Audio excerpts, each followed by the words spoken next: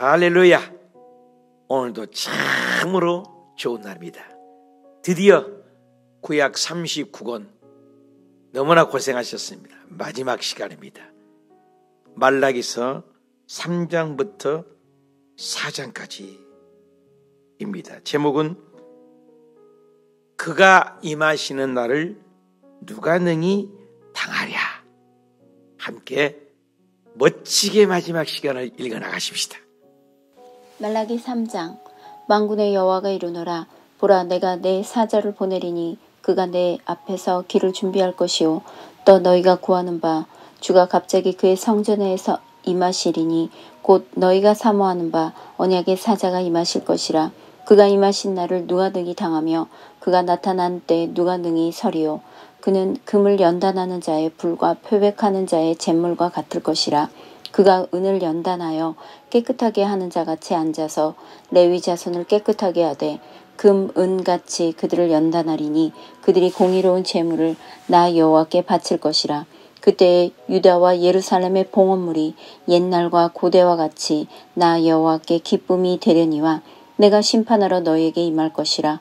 점치는 자에게와 간음한 자에게와 거짓 맹세하는 자에게와 품꾼의 삭세 대하여 억울하게 하며 과부와 고아를 압제하며 나그네를 억울하게 하며 나를 경외하지 아니하는 자들에게 속히 증언하리라. 만군의 여호와가 말하였느니라. 나 여호와는 변하지 아니하나니 그러므로 야곱의 자손들아, 너희가 소멸되지 아니하느니라. 만군의 여호와가 이르노라. 너희 조상들의 날로부터 너희가 나의 규례를 떠나 지키지 아니하였도다. 그런즉 내게로 돌아오라. 그리하면 나도 너희에게로 돌아가리라 하였더니 너희가 이르기를 우리가 어떻게 하여야 돌아가리이까 하는도다. 사람이 어찌 하나님의 것을 도적질하겠느냐. 그러나 너희는 나의 것을 도적질하고도 말하기를 우리가 어떻게 주의 것을 도적질하였나이까 하는도다. 이는 곧 11조와 봉헌물이라. 너희 곧 온 나라가 나의 것을 도적질하였으므로 너희가 저주를 받았느니라. 만군의 여호와가 이르노라. 너희의 온전한 11조를 창고에 들여 나의 집에 양식이 있게 하고 그것으로 나를 시험하여 내가 하늘문을 열고 너희에게 복을 쌓을 곳이 없도록 붙지 아니하나 보라. 만군의 여호와가 이르노라. 내가 너희를 위하여 메뚜기를 금하며 너희 토지 소산을 먹어 없애지 못하게 하며 너희 밭의 포도나무 열매가 기한 전에 떨어지지 않게 하리니 너희 땅이 아름다워짐으로 모든 이방인들이 너희를 복되다 하리라. 만군의 여호와의 말이니라. 여호와가 이르노라. 너희가 완악한 말로 나를 대적하고도 이르기를 우리가 무슨 말로 주를 대적하였나이까 하는도다. 이는 너희가 말하기를 하나님을 섬기는 것이 헛되니 만군의 여호와 앞에서 그 명령을 지키며 슬프게 행하는 것이 무엇이 유익하리요. 지금 우리는 교만한 자가 복되다 하며 악을 행하는 자가 번성하며 하나님을 시험하는 자가 화를 면한다 하노라 함이라. 그때 여호와를 경외하는 자들이 피차에 말하며 여호와께서 그것을 분명히 들으시고 여호와를 경외하는 자와 그 이름을 존중히 여기는 자를 위하여 여호와 앞에 있는 기념책에 기록하셨느니라. 만군의 여호와가 이르노라. 나는 내가 정한 날에 그들을 나의 특별한 소유로 삼을 것이요, 또 사람이 자기를 섬기는 아들을 아낌같이 내가 그들을 아끼리니 그때에 너희가 돌아와서 의인과 악인을 분별하고 하나님을 섬기는 자와 섬기지 아니하는 자를 분별하리라. 4장. 만군의 여호와가 이르노라. 보라, 용광로 불같은 날이 이르리니 교만한 자와 악을 행하는 자는 다 지푸라기 같을 것이며 그 이르는 날에 그들을 살라 그 뿌리와 가지를 남기지 아니할 것이로되 내 이름을 경외하는 너희에게는 공의로운 해가 떠올라서 치료하는 광선을 비추리니 너희가 나가서 외양간에서 나온 송아지같이 뛰리라. 또 너희가 악인을 밟을 것이니 그들이 내가 정한 날에 너희 발바닥 밑에 재와 같으리라. 만군의 여호와의 말이니라. 너희는 내가 호렙에서 온 이스라엘을 위하여 내 종 모세에게 명령한 법 곧 율례와 법도를 기억하라.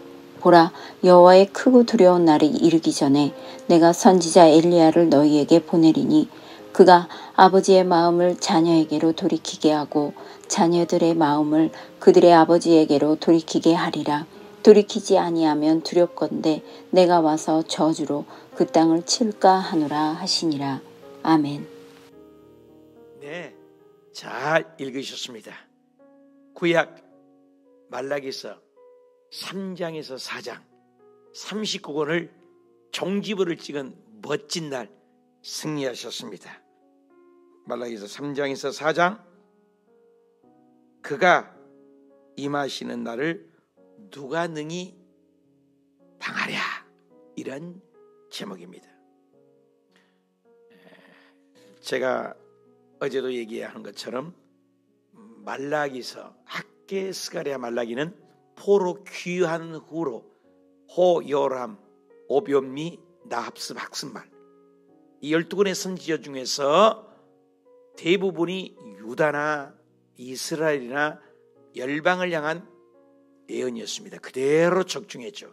근데 학개, 스가랴, 말라기 이 세 권만은 포로 귀환 이후에 기록된, 포로 귀환 이후에 쓰여진 예언서들이라 이 말이 것입니다. 특별히 말라기서는 이제 말라기서 오늘 말씀하고 하나님이 400년을 아무 말씀이 없고 침묵하시는 침묵기에 들어갑니다. 아주 중요하죠. 포로 귀환해서 성전을 건축을 했는데 예배 삶이 영 엉망이 된 겁니다.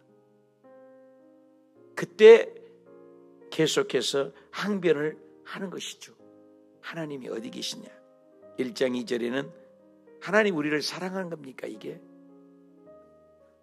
1장 6절에는 어떻게 주님은 우리가 주를 멸시했다고 하신 것입니까? 1장 7절에는 어떻게 주를 더럽혔다고 하십니까? 항변하죠. 2장 17절에는 어떻게 주를 괴롭게 했다고 하십니까? 3장 7절에는 어떻게 주에게 돌아갑니까? 3장 8절에는 어떻게 하나님 것을 도둑질했다고 합니까? 오늘이죠. 3장 8절에는 어떻게 주를 대적했단 말입니까? 이런 말씀이죠. 오늘 3장 1절에 만군의 여호와가 이르노라 내가 내 사자를 보내리니, 내 사자를 보내리니, 여기서 내 사자는 앞으로 보내겠다는 거니까 신약의 구약을 대표를 띄는 사람이 누굽니까? 세례 요한이죠. 새로운 엘리야를 얘기하죠. 그래서 5편의 설교를 하는데 첫째 메시아의 도래, 또 두 번째는 하나님의 임박한 심판, 세 번째는 11조와 헌물, 네 번째는 이와 같이 다섯 번째 심판에 대해서 말씀합니다. 그가 그 앞길을 예비하리라. 주가 갑자기 주의 성전에 임하리라. 임하리라. 2절에도 그가 임하리라. 주가 임하리라. 예수 그리스도의 그가 나타날 때에 메시아에 대한 예언이 기록되어 있는 말씀인 것입니다. 어떻게 주의 것을 도둑질했단 말씀입니까? 7절에 너의 조상들의 날로부터 너에게 돌아가라. 어떻게 해야 돌아가리까? 조상들에게 돌아간다는 말은 무엇입니까? 다윗의 시대나 또 모세 시대에 흥왕했던처럼 어떻게 돌아가리까? 우리가 하나님의 것을 어떻게 도둑질했다고 말합니까? 도둑이란 말이 8절에 도둑질하였고 도둑질하고도 도둑질하였나이까? 9절에 도둑질하였으므로 계속 도둑이란 말입니다. 11조라는 것을 하나님 앞에 드리지 못하는 것을 얘기를 하죠. 그래서 그 도둑질하는 것은 무엇입니까? 곧 11조와 봉헌물이라. 온전한 11조를 믿을만으로 돼야 되죠. 그러니까 모든 것이 준 것을 하나님께 드린 것. 율법이 아니에요. 사실 율법은 모세로부터 시작한 것이잖아요. 근데 모세 훨씬 전에 인물이 누굽니까? 아브라함이죠. 이삭, 야곱이죠. 근데 아브라함이 전쟁에 승리해서 돌아올 때 11조를 바칩니다. 야곱이 11조 생활을 얘기를 합니다. 그러면 율법은 모세로부터 모세 율법 오기 전에, 그러니까 우리가 11조 생활할 때 율법으로 드리지 말라는 거예요. 하나님이 모든 것을 주셨다는 사랑의 고백이라는 거죠. 믿음의 고백, 나는 하나님의 자녀다 라는 고백이 11조지 율법으로 드려서는 아니 되는 거죠. 여기서는 율법으로 드렸어요. 그리고 온전한 11조를 안 드렸어요. 믿음으로 드리지 않았어요. 온전한 11조 믿음만 되어 물질적인 축복의 역사였는데, 하나님이 돈 없어서, 하나님이 거지여서 돈 달라는 게 아니잖아요. 죽은 자도 살리고 없는 것도 있게 하신 분이 하나님 아닙니까? 우주 천체 만물이 아버지 것 아닙니까? 나는 바다를 볼 때마다, 아니요, 500년 전에도 바다에서 고기 잡수시고 1000년 전에, 2000년에, 6000년 전에도 고기를 계속해서 바다에서 잡아먹기만 했지, 바다의 고기를 누가 풍성히 살리십니까? 기르십니까? 하나님 아닙니까? 하나님이 얼마나 풍성하셔요. 전혀 없는데도 이스라엘 백성이 40년 동안 한 끼만 먹어도 돈이 얼마입니까? 250만 명이 40년 동안 하늘에서, 그 광야에서, 오늘날 같이 코스트코가 있는 것도 아니고 이마트가 있는 것도 아니고 25시가 있는 것도 아니고 상점이나 가게가 있는 것도 아니지 않습니까? 그런데 40년 동안 250만 명을 어린애부터 어른까지 먹이고 매천하기 때문에 고기를 먹이고 하나님은 무에서 유를 창조하신 분인데, 그 하나님의 자녀라는 고백으로 11조를 드리고 예물을 바치고 감사와 사랑의 고백, 자녀의 특권인데, 여기 보니까 온전한 11조를 드리지 못해서 하나님이 도둑을 했다. 10절에 유명하죠. 만군의 여호와가 이르노라. 너희의 온전한 11조죠. 온전한 11조. 떼먹지 말라는 거죠. 코람돼요. 하나님 면전의 속에서 가짜로 드리는 사람이 많잖아요. 온전한 11조를 창고에 드려, 교회에 드려, 나의 집에, 하나님의 교회에 양식이 있게 하고 교회가 풍성하게 하고, 그것으로 나를 시험하여. 창세기부터 요한계시록까지 하나님을 시험의 대상이 아니죠. 하나님은 믿음의 대상이죠. 근데 하나님을 시험하라는 곳은 딱 11조죠. 나를 시험하여 내가 하늘문을 열고 너희에게 복을 쌓을 곳이 없도록 붙지 아니하냐 보라. 그리고 그래서 메뚜기를 금하여 너희 토지를 먹지 않게 하고, 포도주 열매가 기한 전에 선과 실이 떨어지지 않게 하리라는 11절의 축복의 말씀인 것입니다. 그래서 하나님을 섬기는 것은 억지가 아니에요. 사랑이죠. 하나님의 자녀된 축복인 것입니다. 16절 볼까요? 그러면 너희의 기념책에 내가 기록을 하리라. 여러분, 요한계시록에도 나오지 않아요? 우리의 행위의 기록이 행실이 낱낱이 기록된 심판 때에 상급 심판하기 위해서 기념책이 기록이 되어 있어요. 또 하나의 기념책은 면류관을 주기 위한 기념책, 또 하나의 책에는 하나님의 영원한 구원의 생명책의 기록이 성경에는 두 가지가 나와 있는 걸 볼 수가 있습니다. 저와 여러분이 세페르 지카론이라는 히브리 말인데, 기념책은 인간이 말과 행실을 낱낱이 기록된 하나님께서 심판의 근거로 이용할 책이 하나 있고, 기념책이라는 것은 인간의 행위를 잊지 않고 기억한다는 자카르라는 뜻을 나타낸다. 4절 4장입니다. 영광로 불같은 날, 영광로 불같은 심판의 날, 하나님의 그날이라는 것이 굉장히 강조되죠. 그 영광로 불같은 날이 이르리니 교만한 자와 악한을 행하는 자 다 지푸라기 같은 것이다. 여러분, 악한 자들이 많죠. 예수를 안 믿는데 왜 이 땅에 떵떵거리고 잘 사는가? 부러워하지 말라는 것입니다. 그것은 죄의 무더기에 불과해요. 그들을 살라 그 뿌리를, 가지를 남기지 않냐고 다 사라져버린다는 거예요. 그래서 여러분, 잠언에는 굉장히 이런 중요한 말이 있어요. 잠언 21장 4절에 눈이 높은 것, 마음이 교만한 것, 악한 자들의 형통한 것은 다 죄니라. 여러분 이런 말씀 있는 거 보세요. 여러분 악한 자가 부자 되는 것은 다 죄라는 거예요. 호 불면 다 날아갈 것이라고 얘기합니다. 특별히 시편 37편에 악을 행하는 자들 때문에 악한 자들이 돈 많고 부자하고 이 땅에 흥하고 번창한 거 그거 행악한 자들 때문에 불평하지 말아라. 불의를 행하는 자 그 때문에 시기하지 말라. 그들은 풀과 같이 속히 배임을 당하고 푸른 채소같이 쇠잔할 것이다. 여호와를 의리하고 선을 행하라. 땅에 머무는 동안에 그의 성실을 먹을거리로 삼을지어다. 또 여호와를 기뻐하라. 그가 네 마음의 소원을 이루어 주시리라. 너의 길을 여호와께 맡기라. 그를 의지하면 그가 이루시고 내 의를 빛같이 나타내시고 내 공의를 정오의 빛같이 하시리라. 여호와 앞에서 참고 참아 기다리라. 자기같이 형통하며 악한 꾀를 이루는 자 때문에 불평하지 말라라. 분을 그치고 노를 버리라. 불평하지 말라. 오히려 악을 만들 뿐이라. 진실로 악을 행하는 자는 끊어질 것이고 하나님께 소망을 두는 자는 땅을 차지하고 잠시 후에 악인이 없으리니 내가 그것을 자세히 살필지라도 없으리라.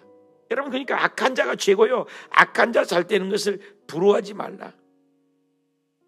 시편 1편 3절에 그는 시냇가에 심은 나무가 시절을 쫓아 과실을 맺으며 그 잎사이가 마르지 아니한 같으니 그 행사하는 일은 모든 일이 형통하지만 4절에 악인들은 그렇지 않다. 오직 바람에 나는 겨와 같다. 그러므로 악인들은 심판을 견디지 못하고 죄인들은 의인들의 모임에 들지 못하리로다.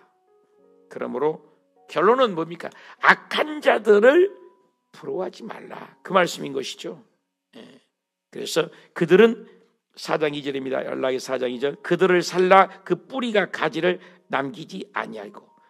결국 2절 똑같죠. 시편이나 잠언의 말씀처럼 내 이름을 경외하는 너희는 하나님을 경외하고 하나님을 높이는 공의로운 해가 떠올라서 치료하는 광선을 발해서 비추리니 외양간에 나가는 송아지같이 뛰리 건강을 주겠다는 것이죠.